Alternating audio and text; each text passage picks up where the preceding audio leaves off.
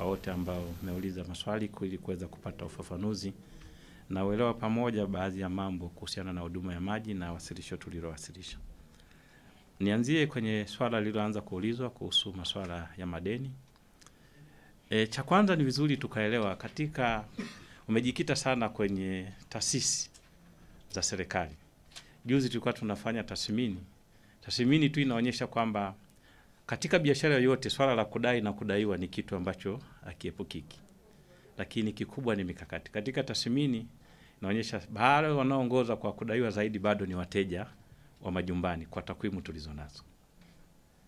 Kwa hiyo tukuchukua kwa asilimia, lakini haimaanishi vile vile madeni ya taasisi kwamba hayapo. Serikali imekuwa ikifanya jitihada za kuweza kuhakikisha madeni yanalipwa na tunaendelea kulipwa. Lakini mimi niseme kwa kifupi tu, kila jambo lina mwanzo na lina mwisho. Prepaid water meter ni suluhisho la madeni ambazo taasisi za mamlaka za maji zimekuwa zikidai. Na katika mpango tutakaoenda kuufanya haya madeni yawe ni ya taasisi, yawe ni ya serikali. Kama una deni itakuwa mpango unakata sehemu fulani ya deni. Mfano umenunua maji ya 100,000, una deni. Asilimia kadhaa unalipia deni, asilimia kadhaa ndio unapata token. Kwa hiyo mimi nadhani mkakati mzuri, na kwa bahati nzuri tumepata mapokezi mazuri sana kwa taasisi za umma. Baada vile vile tupende kuchukua nafasi kumshukuru Mheshimiwa Rais kwa tamko lake la kuzielekeza sasa Wizara ya Maji iongeze kasi katika ufungaji wa prepaid water meter. Nimeeleza tunaenda kuanza na 65,000 na baadhi ya maeneo ya kimkakati tunaanza kwenda nayo ni kwenye hizo taasisi za umma. Kwa hiyo hili mimi ninaamini sasa hivi tukizungumza wenzetu kama TANESCO sio habari tena na sio hoja. Kwa hiyo na sisi kwenye sekta ya maji suluhisho ni kwenda kufanya hili ambalo litaondoa changamoto ambayo ipo. Kwa hiyo kwa kifupi hilo naweza nikalieleza kwa hivyo.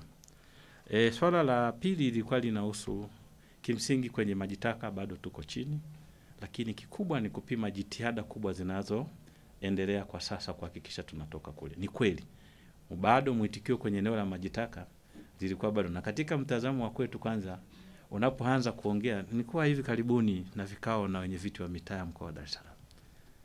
Ukiangalia ukisikia mtu anaanza kuzungumza sasa majitaka utakuta kama Sinza, ndugu yangu pale wa Kijitonyama pale Bwawani, jua huyo tayari ameshapata maji ya kutosha. Kwa hiyo sasa anazungumza, kwa hiyo maendeleo ni hatua. Kwa hiyo tulianza tukaweka nguvu sana kwenye eneo la maji safi, lakini sasa hivi tunaenda kuweka nguvu kwenye eneo la majitaka. Nimezungumza zaidi ya bilioni 400 zimewekwa pale. Hiki kitu kilikuwa kijawahi kitokea katika muda mrefu. Kwa hiyo tunaamini jitihada hizi zinazochukuliwa sasa hivi kwenye eneo la majitaka litaenda kuboresha kwa kiasi kikubwa. Na tumezingatia nilipokuwa nasema ile mifumo 8 tunayojenga ya majitaka. Tunaijenga vingine maeneo ya pembezoni mwa mji. Zamani Dar es Salaam ulikuwa ukiempty majitaka, niweza upeleke Vingunguti, upeleke pale Buguruni, Kurasini pamoja na Mikocheni. Lakini sasa hivi tunajenga pembezoni, Kisopwa kule tunajenga. Tunajenga nyingine huku maeneo ya Kibaha. Tunajenga kule Kigamboni tunajenga 2. Kwamba kama mtu anaondoa majitaka nyumbani kwa lile gari, hata hitajika avuke daraja kuja kumwaga majitaka huko. Hata mwaga kule tunajenga hizo katika maeneo ya pembezoni. Na hii itaenda kupunguza gharama hata kwa wananchi, gharama za kumwaga kuondoa majitaka kutoka majumbani mwao. Kwa hiyo kazi inaendelea hizo, na maeneo mengine tunaenda kuweka zile simplified sewer kwa ajili ya kuweza kuhakikisha kwamba tunakwenda. Kuna maeneo ameyazungumza hapa kama pale Bwawani, tunakuwa na mpango sasa hivi tulikuwa tunamaliza Sinza, tutakuja hapa maeneo ya Kijitonyama nako tutakuwa na simplified sewer, na maeneo mengine tumemaliza pale Kipawa, maeneo yenye misongamano ya watu pale. Tunaanza kuweza kuhakikisha kwamba tunajenga hii mifumo rahisi na kwa teknolojia sasa ambayo haihitaji maeneo makubwa. Kumbuka maeneo mengi haya watu wameshakaa sana. Unaweza usipate nafasi ya kujenga miundombinu mikubwa ile. Kwa hiyo hicho ndicho tumeangalia kulingana na mazingira ya hivyo, na mimi naamini kwamba jinsi tunavyokwenda sasa tunakwenda vizuri. Kama kasi tutaendelea nayo, maeneo mengi ambayo yanakuepo, na hususan ni maeneo kama hata hayo, ni kuweza kuangalia ambayo mvua ikitokea kimsingi anaweza kuwa na hatari sana kubwa za kuwa na magonjwa ya milipuko. Hayo ndio tunayapa kipaumbele kuhakikisha kwamba tunajenga hii mifumo rahisi. Naamini siku moja kabisa hata mkifika kule mnaweza mkaja mkayaangalia haya tunayoyazungumza. Kidunda ni kweli Wengine inawezekana hata tangu amzaliwa Kidunda imezungumzwa. Nimezungumza kwenye wasilisho hilo, ilikuwa ikizungumzwa iko kwenye makaratasi. Sasa serikali ya awamu ya 6 imeanza ujenzi. Ujenzi umeanza ni Oktoba 23 ndio ujenzi umeanza. Mkataba huu ni wa miaka 3, miezi 36. Tuko ndani ya muda. Matarajio yetu tunaendelea na ujenzi sasa. Kikubwa ni kushukuru ujenzi umeanza na tunaendelea nao vizuri. Tangu umeanza ujenzi zaidi ya bilioni 85 zimeshalipwa.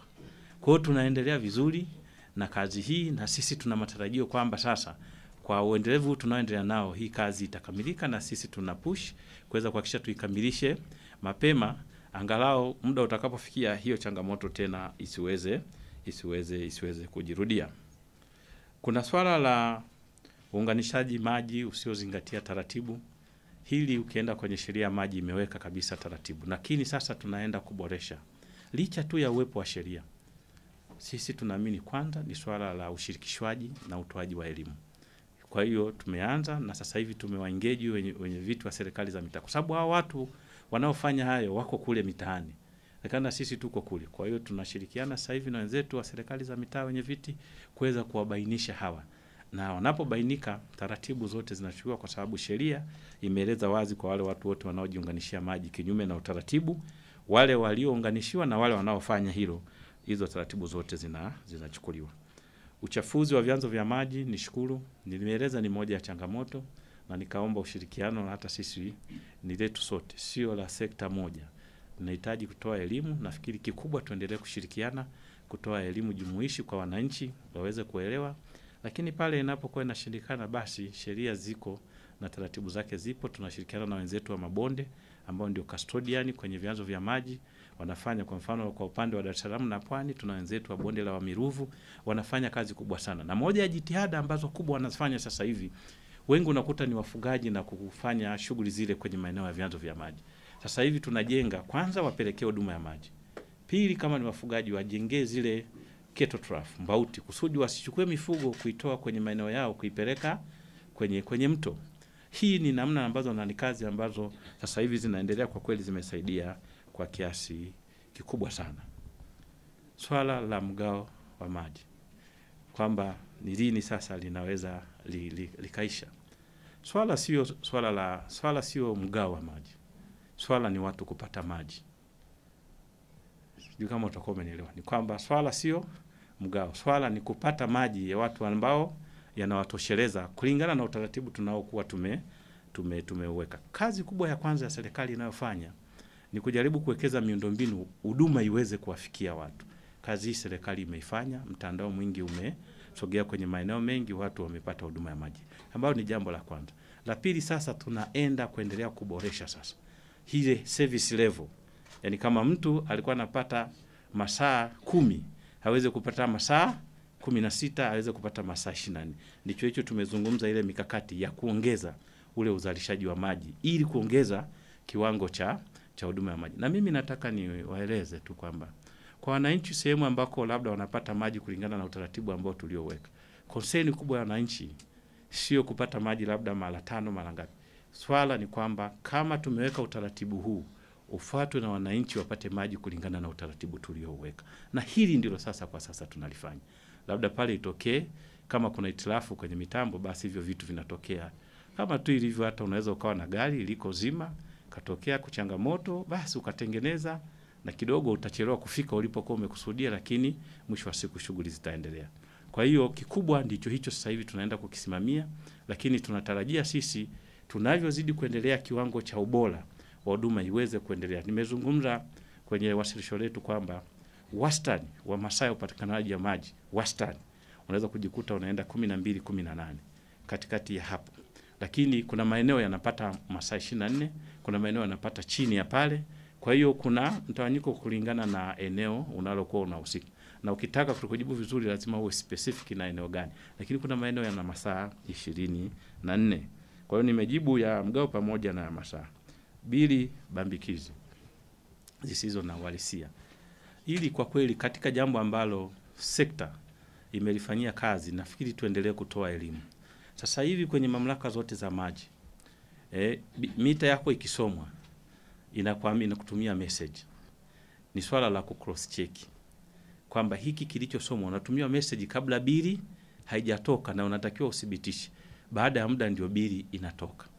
Zamani kama mtakumbuka, nakumbuka zamani watu walikuwa wakija wakisoma paka anajaza zile, anamuita mtu aje usome pamoja. Sasa watu kama Dar es Salaam wingi unaweza kujikuta pale hayupo, mtu amefunga. Tumetumia teknolojia, tumeweka kuweza kuhakiki. Kwa hiyo tuendelee kutoa elimu kwa wateja wetu wanapotumiwa zile message, hata akirudi angalie ile dila yake kama kile kilichotumwa kwenye message kinaendana na kile ambacho kipo kwenye mita yake, kusudi aweze kuhakiki kwa wakati na kutuma hiyo message, kusudi kama kuna changamoto basi kuweza kulifanyia kazi. Na ndicho hicho kitu ambacho tumekuwa tukikifanya. Kwa hiyo ni swala ambalo limepigiwa hatua. Kwa hiyo tuendelee kutoa elimu na kupitia hata kwenu kama wakilishi wa wananchi, basi nako vile vile muweze kutusaidia kwenye hilo. Malalamiko na ushirikiano na baraza la ushauri la EWURA. EWURA kama mnavyofahamu ni mdhibiti, tunashirikiana naye sana. Kuna viwango vya ubora wa huduma ambavyo ameviweka kupitia mkataba wa huduma kwa wateja. Kwa hiyo kila aina ya lalamiko lina muda wake wa kulishughulikia kulingana na hivyo. Na bahati nzuri EWURA anafanya kazi kubwa sana ya cross check compliance ya taasisi za mamlaka ya maji kulingana na mkataba wa huduma kwa wateja. Moja ya maeneo yakiwa ni malalamiko. Yapo yanayofanywa ndani ya muda, lakini yanayochelewa kidogo huwa anatoa, na wakati mwingine anaita kwenye mashauri ya kwenda pale ya wateja pale, kwa sababu yeye yupo katikati kulinda interest ya mtoa huduma na mpokea huduma. Kwa amekuwa akifanya kupitia kanda yetu ya EWURA ya Dar es Salaam. Amekuwa muda mwingi tukishirikiana nao vizuri, na kupitia hata mabaraza ya watumiaji wa maji hao ya ushauri wa watumia maji ambao tumekuwa tukishirikiana, na pale kasi inapokuwa ndogo wanatuandikia zile notes na tunatekeleza, lakini wanafanya kazi nzuri na mashirikiano yapo mazuri, na ndio maana tunaendelea kuboresha kusudi tuweze kuendelea kuyashughulikia zaidi. Nafikiri kwa maswali mengi yaliyoulizwa na washukuruni na asanteni sana. Habari hii inatokea jijini Arusha, inahusiana na hoteli ya kimataifa ya Parrot Hotel. Hoteli hii ina hadhi ya nyota 4 ya ukweli iliyopo Kaloleni jijini Arusha. Jengo lake ni la ghorofa lenye floor 13, vyumba 116 vya kulala vyenye hadhi tofauti tofauti. Hapa kuna executive suite, junior suite, executive, standard bedroom, double deluxe na twin bedroom. Parrot Hotel ndani yake ina migahawa miwili. Mmoja ni maalum kwa ajili ya kupata kahawa za aina zote. Sehemu ya pili ni ya kupata chakula pekee. Hapa kuna bar maalum yenye swimming pool iliyopo floor ya 3. Kuna kumbi za mikutano kubwa 2 na kumbi ndogo ndogo kwa ajili ya vikao. Katika Afrika Mashariki, Parrot Hotel kwa sasa ni hoteli ya mfano kutokana na ubora wa huduma zake.